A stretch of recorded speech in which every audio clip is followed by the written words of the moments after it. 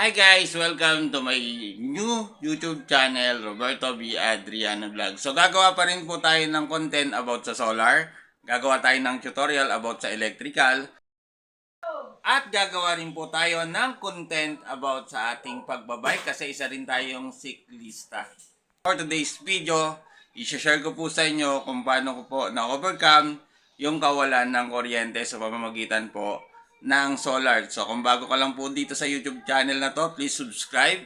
Ayan, so for today's video, i-share ko po sa inyo kung paano ko po na-overcome yung problema namin sa kawalan ng kuryente. So tamang-tama po to para sa mga nakikisubmitter, nasa bundok at nasa isla na walang supply ng kuryente. So let's start na po. Simulan na po natin.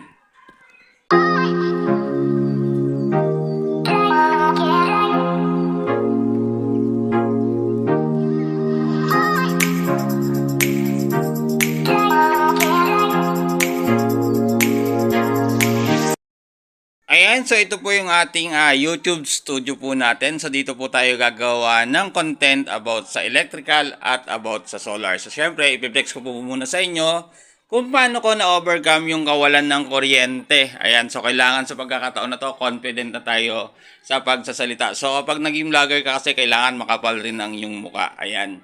So ayan, ito yung aking YouTube studio. So sa pag-YouTube po natin, ayan, ginawan ko siya ng Bluetooth speaker.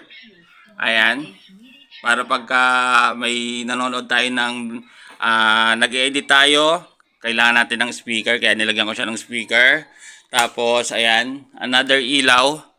Ayan, so 12 volt system po yan. Tapos diyan, yung sa toolbox po natin, ayan.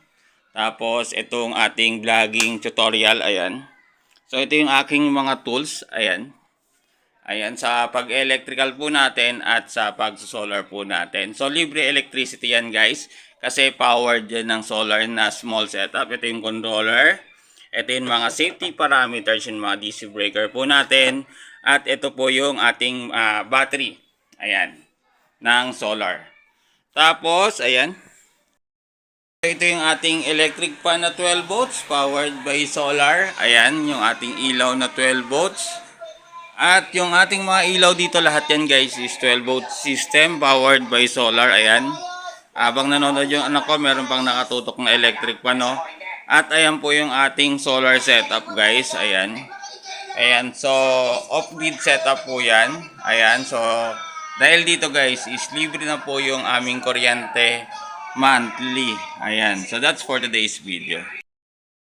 Ayan, kung nagustuhan mo itong video na to, please like and share and comment down below na rin po. And subscribe na rin po kayo sa aking YouTube channel, Roberto B. Adriano Vlog. Thank you!